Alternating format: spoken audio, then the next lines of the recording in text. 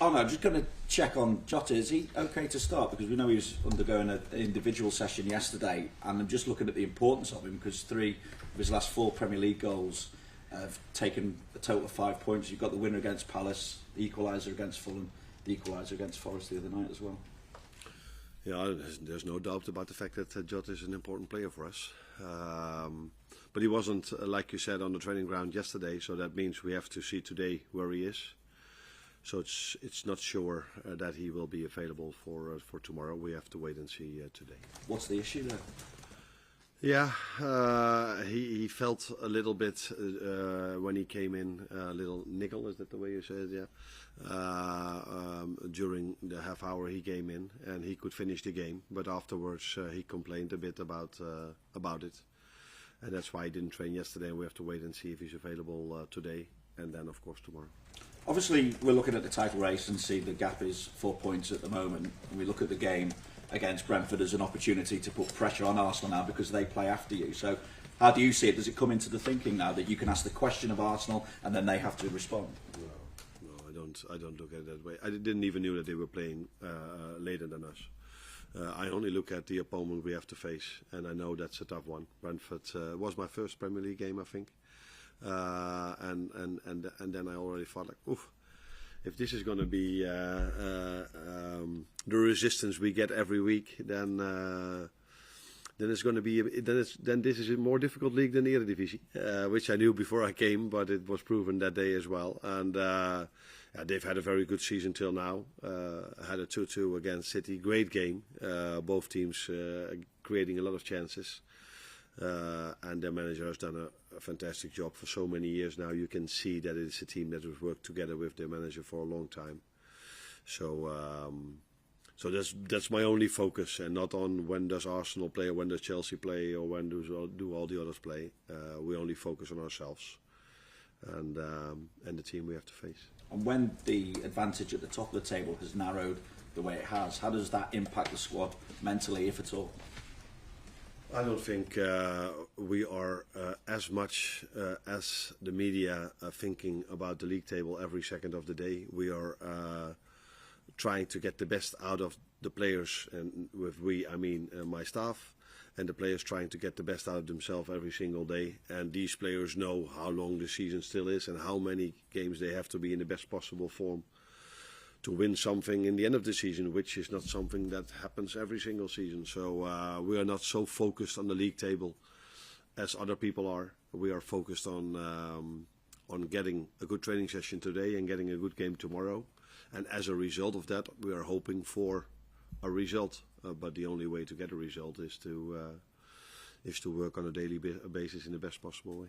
Thank you. Just building on that point about Brentford, it was Virgil that mentioned after the game against Forest that people might jokingly, he said, think we're in a bit of a crisis, but that's just another example of how tough the Premier League is this season, and Brentford are a real example of that. Yeah. Yeah, the last thing I agree, and the first one as well. This season, maybe more than every other season, shows the strength of every single team that's in the league. Even yesterday evening, I think it was quite a surprise to see Southampton going toe-to-toe with United. So it shows you that in the second half of the season, and I told this thing last week as well, it's even harder to win your games than in the first half of the season, because teams are longer together, managers working longer with the team. You've played already once against each other, so maybe there's a different game plan. So some teams bring players in to strengthen the squad. And teams are fighting for getting into Europe, winning the league, trying to stay in the league. So second half of the season is always even more difficult than the first half of the season. And Brentford is an example of a team that was already really strong in the first half of the season, especially at home. But it had maybe something to do with the fixture list as well, because they had a lot of difficult away games.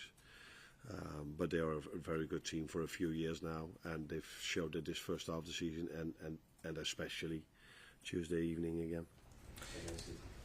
You've got a really busy period coming up now, where you're, for the next foreseeable future, going to be playing weekend. Do you vary things in training? Do you do anything differently in order to be able to make sure that the squad is fully prepared for that? No, because if I remember correctly, this has been the situation from the moment we started against Brentford. Maybe that was the only week afterwards where we didn't play a game during the week, but from that moment on, it was almost every time since the Champions League started. It's almost every week a double program, and then you would tell me, yeah, but there were international breaks where they went to the national team, which is true, because there were 10 days off for me or 7 days off for me, but not for the players. So even in March, again, where you feel like, okay, there's a break in March, but I know a bit better than every other country where the Dutch team plays against, and that's Spain. So it's going to be for Virgil, for Cody, and for Ryan, 2 very tough games against a very strong team again, when you guys think they have a break. So this is, for the whole season, it's like this. This is what makes the Premier League the hardest league in the world to play in, I think, and to compete in. But we've tried to prepare them in pre-season and during the year for this schedule. So if you look in it a bit closer, you see that every 3 or 4 weeks there's been a break for a player like Virgil when we had the League Cup game or an other game where he was off during the week. And that is the way we try to manage it. And what the good thing is, what we still see is that the physical output is, even after the winter break, is even higher than before. So they are completely fit and ready for this program. But if you look at the results, you could argue differently. But I've said many times before, that is 9 out of 10 times because of the resistance you face from the other team, and not about if it's a 12-15 kickoff or injuries or other excuses that are mostly there. It's always about the quality of the team you face, in my opinion. Arne, Darwin Nunez available again after suspension. He's still struggling for goals. We know he has so many different facets to his game, but you can see his confidence is being affected by the lack of goals. What do you do in that sort of situation to try and... The vital component is the composure, but it's not an easy quality to bring to somebody when they are struggling confidence-wise. Yeah, but that's your perception, and maybe the perception of other people as well, but it's not my perception that he's struggling in self-confidence. He was involved against Accrington Stanley in the first goal again as well. He was involved in the goal against Fulham that Jota scored, and he scored one against Southampton. And I think after that, it wasn't that he had many starts, maybe one time, I don't know exactly. So for me, it's the life of a striker. Sometimes you score, sometimes you don't, and he hasn't started every single game. So the most important thing for me is that we as a team are able to score every single game, except for the Tottenham one.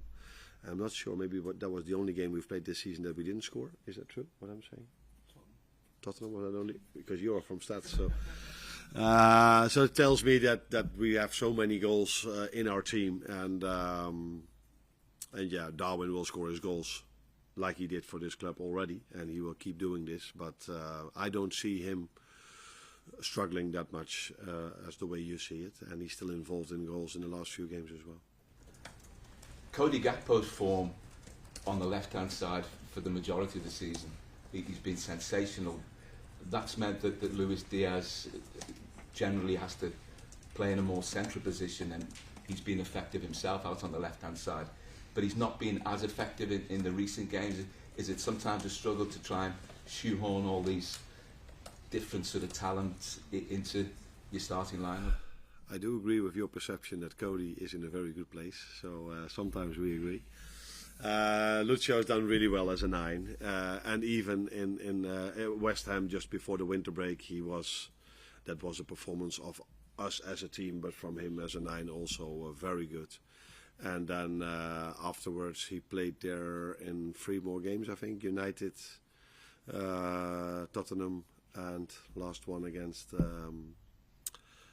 Forest. in all games we've created many chances as a team, and that's the most important thing.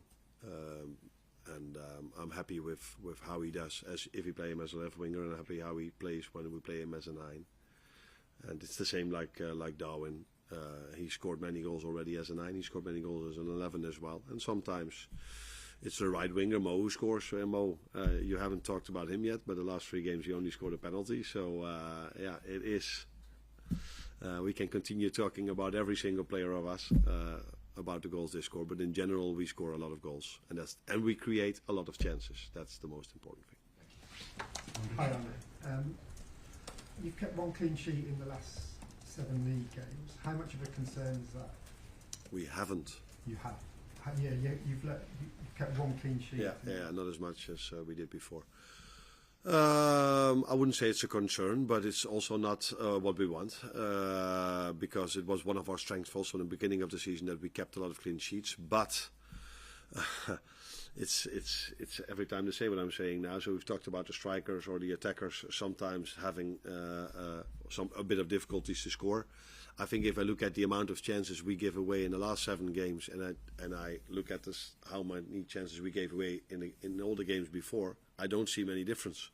The only difference is that the team we are facing at the moment, so Forest, for example, they had one serious shot on target, and that was a goal. Where that is not normal in football, and this has happened to us. United had maybe 3 good chances against us, scored 2. Tottenham had hardly any chance except for the one when Ali lost the ball, and the one chance there in the end they scored. So that is like with strikers, sometimes a phase in the season where you hardly concede anything, but still they score. I've said already, Crystal Palace away, that we beat 1-0 10 minutes before the end. They went on a 1v1 against Leeds, which was a bigger chance maybe than some goals we've conceded recently. So that is also, sometimes you're a bit lucky that and sometimes your goalkeeper makes a great save. But like the amount of chances we create, we hardly concede a chance, and that has been the same for the whole season. But when it comes to collecting points, I also see a bit of a difference at the moment compared to the beginning of the season. Well, just wondering, when you see a Premier League rival investing in a player with a 10-year contract and the finances that involved, is that a reminder of just how good you have to be consistently, season over season, to be able to compete with sort of that sort of investment? Not particular about the investments, but we know how good we have to be every single day to compete in this league. So it's not only the club you are now referring to. Chelsea also spent 1.2 billion, is that the way you say it over? Yeah. United spends an incredible amount. Every team spends a lot of money over here. That's why it's such an interesting league to be part of. And some season this club spends a bit more, the other season the other club spends a bit more. So that's what makes this league so intense and so difficult to win this league. And but that's also the reason why we all want to be here, because you want to compete against the best, with the best, and we are very happy with the team we are having at the moment, and we are still able to compete with all these teams that are spending incredible amount of money. Can I just get on Jota? Just with his injury history, do you have to sort of treat him slightly differently, a special program just because of the injuries he's had and where you have to catch him? Not because it's Jota, but I think every player has an individual program. I've said this last week, I think as well, that 80 or 90% of they do the same. But of course, every individual has things he wants to improve or to prevent him from getting a certain injury that he maybe had in the past. So of course there's an eye on him doing some individual work to prevent him from getting injured. But that's not only with him, that's with all the others the same. So there is a special program for him, as there is for every single player. There's a special program for every single player, but 80 or 90% is for every player the same. Hi, Arne. As it turns out, Forest at home was the only other time we didn't score, just in case you were wondering.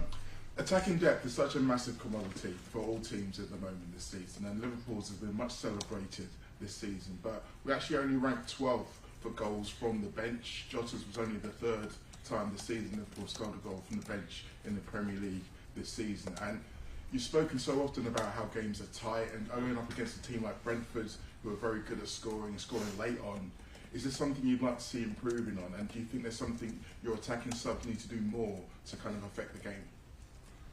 No, because there was not many times a reason for them to affect the game with a goal. Of course, every player we want to score goals, let that be clear. But one of the things I would like us to do better in the second half of the season than the first half of the season, although it wasn't many times necessary to make a late goal winner. Or, is that the way to say it? So there were a few games, United, Fulham, this one, where we created chance after chance, because everybody only reminds the Maguire chance, but in the 7 minutes before we created 3 big chances.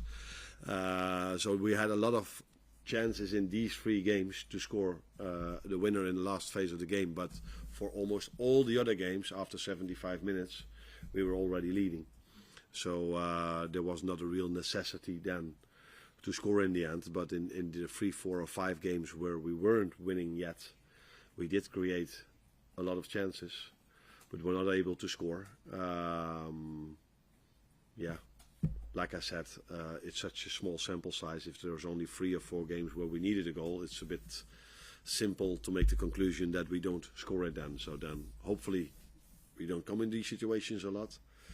But we definitely, if we are coming in those situations, have 1 or 2 or 3 times a moment where we do score in the last minute of the game when we deserve it.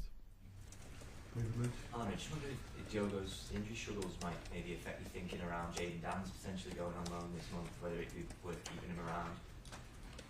Yeah, I think you take a lot of things into account if you want to loan out a player, and this could be one of them, but there are also other factors you take into account. Is it good for a player to get some playing time, yes or no? Do we think we still need him? We do have already 3 options for the number 9 position, and it's not like that we expect Jota now to be out for a long period of time, so it will be a struggle to have him on the pitch maybe on Saturday, maybe tomorrow, but we're hoping to see him on the pitch in the near future again. So we have 3 options.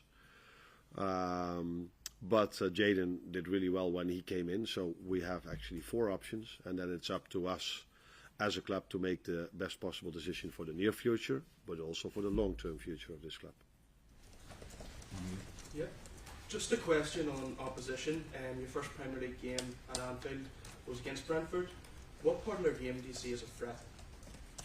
A lot of they are.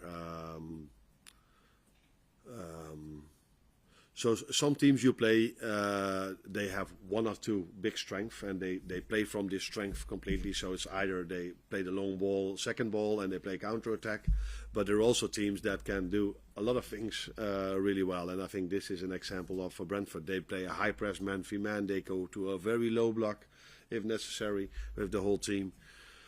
Can score goals in all different ways. We all know their set-piece strength, of course. They can score goals in the first seconds of the game. So there's a lot for me to prepare the team for when we play Brentford. There are also some teams that are very good in 1 or 2 things, and that you can tell the team, now I have to take a bit more time for this game to show them or tell them what the strength of Brentford is. So there's not one strength. I think they have many strengths, many different options, many different players. They can play with 5 at the back. They can play with 4 at the back. So it shows me that it's a team that has worked for so many years with the same manager already, because it's quite difficult to get one formation in your team, let alone if you want to have 2. And that mostly is the situation if you work longer together. Then you're able to bring more formations into your team. So it's a lot to prepare them for. Can I just check, is Luis Diaz okay? I assume he is, yeah. Yeah, yesterday he wasn't out because he had I think it was a bit of a sore throat. But I assume he will be training with us today. But I still have to hear this, but we're expecting him to train with us today.